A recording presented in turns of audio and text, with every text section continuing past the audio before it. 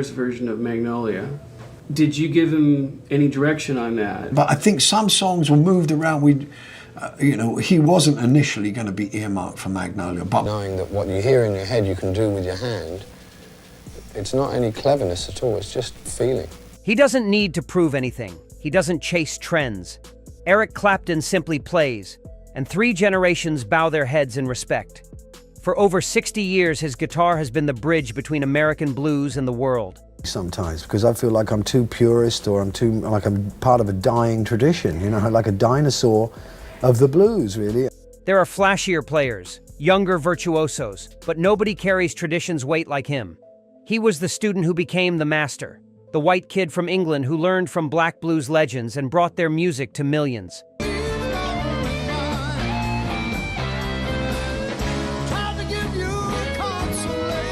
When rock demanded speed, he chose feeling. When fame called him God, he stayed humble. When tragedy struck, he turned pain into honest music. But beneath all those accolades are songs that define his journey, tracks that remind him why he picked up a guitar.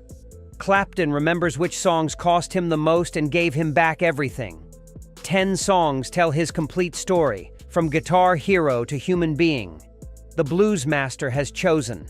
His selections tell the truth about survival. 10. Badge. Some friendships create magic. This one created history. In a white room. Badge came from jamming with George Harrison in 1968. 2 guitar masters creating something neither could make alone. The title was an accident. Clapton misreading Harrison's handwriting. But accidents sometimes reveal truth better than planning. his facility is phenomenal. He is a master. He doesn't even, I don't think he... The song became Cream's final statement, recorded as the supergroup fell apart. Bruce's bass walked between rock and jazz. Baker's drums provided controlled chaos. Clapton's guitar spoke in that language only he understood, bending blues into psychedelia without losing soul. Harrison played rhythm uncredited due to Beatles contracts, but his presence lives in every chord. The recording felt bittersweet. Everyone knew Cream was ending, that egos killed what talent created. Badge proved they could still make magic when they stopped fighting. For Clapton, Badge represents collaboration at its purest. How friendship creates better music than competition ever could. 9. Crossroads. Some covers honor the original. This one matched it.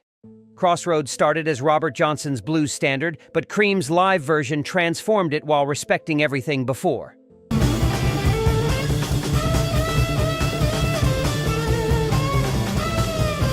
Clapton took Johnson's Delta blues and electrified it without losing the soul, the urgency, the feeling of standing at life's crossroads making impossible choices. Looked around, they'd all looked around. We'd been playing in different outfits, and I thought just have to pay respect to these guys. That when I look, The Wheels of Fire recording captured Clapton at absolute peak. His guitar didn't just play blues, it channeled Johnson's ghost through Marshall amplifiers. Every note carried weight, every bend spoke truth. This wasn't technical mastery, it was a spiritual connection to the source. The tempo was faster than Johnson's original, but the desperation remained. Baker pushed forward relentlessly. Bruce anchored the chaos. Clapton's guitar told stories about deals with the devil, about choices that haunt you. For Clapton, Crossroads represents his relationship with blues tradition, how you honor teachers by keeping their music alive. 8. Cocaine. Some songs are confessional. This one was survival documentation. Cocaine started as J.J. Cale's laid-back warning, but Clapton's version became something darker. Get this back. Can't get it back, cocaine. He was living the song while recording it, deep in addiction, convinced he could stop any time but choosing not to. The riff was simple but infectious. Clapton's guitar tone was crisp, deceptively relaxed for such a dangerous subject. He didn't make cocaine sound glamorous, he made it sound inevitable. I thought this one would be more different.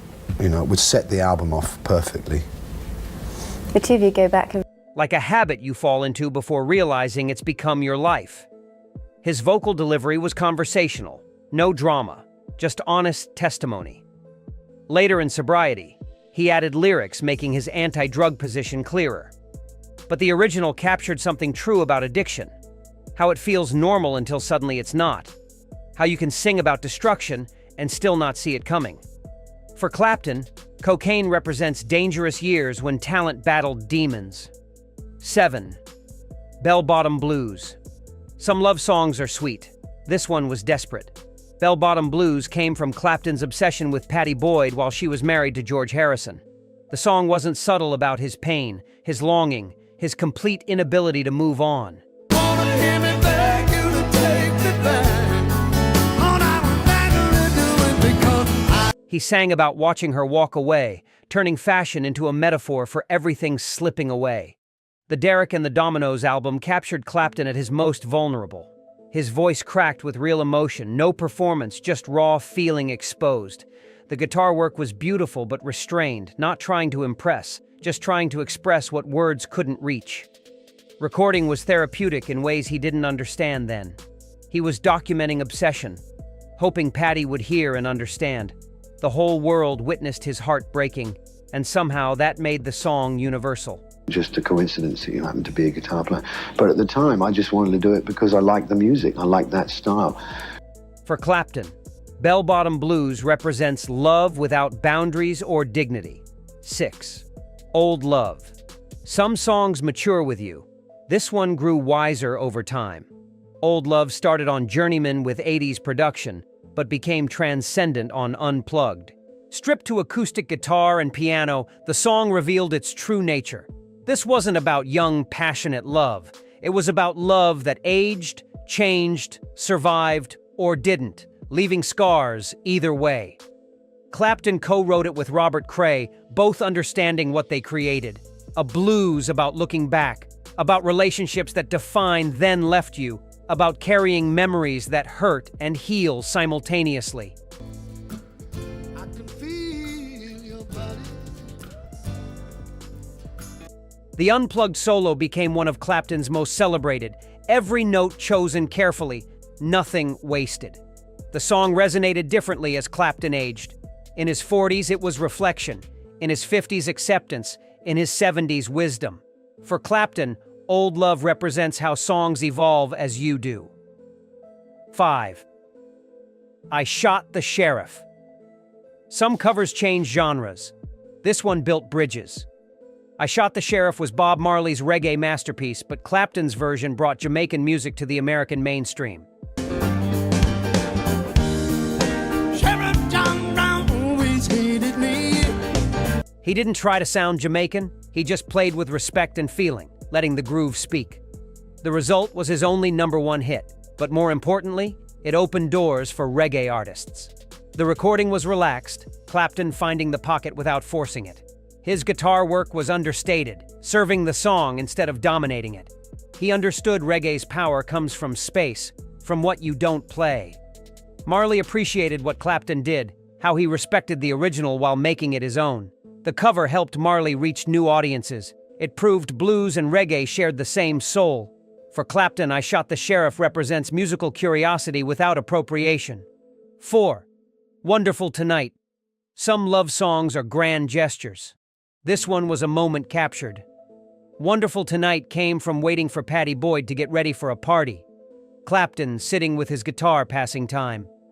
What emerged was simplicity itself, just a man telling his woman she looks wonderful. No poetry, no metaphors, just honest appreciation. The song became a huge hit despite complete lack of drama. The guitar intro was gentle, welcoming, warm. His vocal delivery was tender, almost conversational. He wasn't performing, he was speaking directly to one person, and millions recognized themselves in that intimacy. Recording was easy because it was true. No searching for feeling, it was already there. The guitar solo expressed what words hadn't said, that mixture of love and contentment and appreciation for simple moments that make relationships real. Live performances became wedding staples worldwide.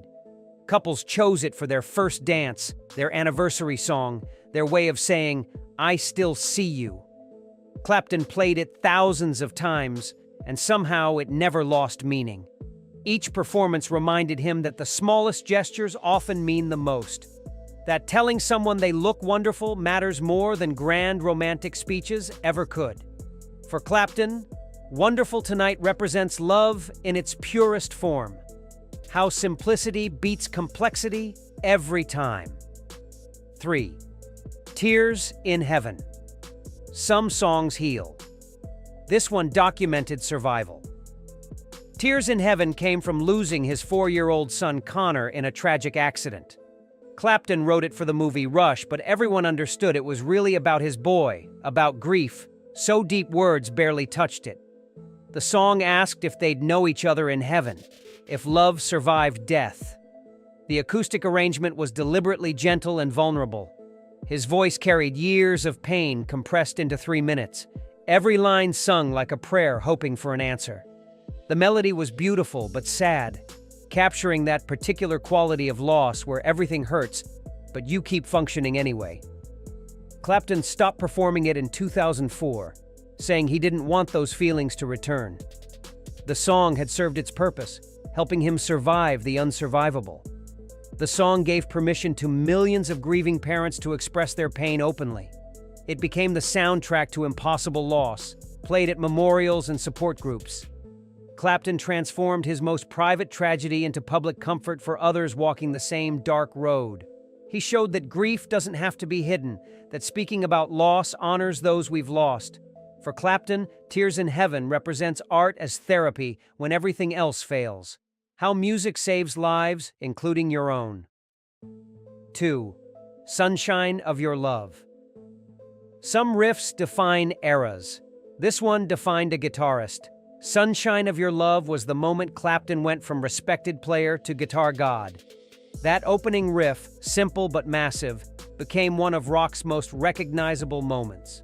Every guitarist learned it, every band covered it, but nobody captured that combination of blues, rock, and psychedelia like Cream. The song emerged from Bruce and Brown's lyrics combined with that monster riff. Clapton's guitar work throughout was masterful, the solo becoming required study for serious players. But it wasn't about speed or flash. It was about tone, about feel, about making every note count. The song made Cream international stars and proved British blues rock could compete with anything. Critics called Clapton God after this, a title that made him uncomfortable but reflected how fans viewed his playing. The track bridged multiple genres effortlessly. Blues purists heard the foundation. Rock fans heard the power. Psychedelic explorers heard the experimentation. Clapton managed to honor tradition while pushing forward, showing that innovation doesn't require abandoning your roots. The song became a template for countless bands trying to blend blues authenticity with rock energy. For Clapton, Sunshine of Your Love represents Cream's peak power, when 3 strong players created something greater than individual genius. 1. Layla. Some songs are masterpieces. This one was an obsession made immortal. Layla wasn't just Clapton's greatest song, it was his soul laid bare. Written about Pattie Boyd while she was married to George Harrison, inspired by a Persian poem about impossible love. The song captured every desperate feeling, every moment of wanting someone you can't have. The opening riff, played with Duane Allman, announced something urgent. Clapton's vocals were raw desperation, begging Pattie to choose him. The guitar work throughout was explosive, 2 masters pushing each other higher. Then came the piano coda, 7 minutes of the most beautiful pain ever recorded. Years later, he re-recorded it acoustically for Unplugged, stripping away desperation, adding maturity. Both versions tell the truth, just different chapters of the same story. For Clapton, Layla represents complete surrender to emotion, how songs that cost everything give back immortality. For Clapton, a song isn't complete until it tells the truth. These 10 represent his journey, friendship, tradition, addiction, obsession, simplicity, grief, breakthrough, and impossible love. Which Clapton song speaks to your soul? Comment below and subscribe for more guitar legend stories.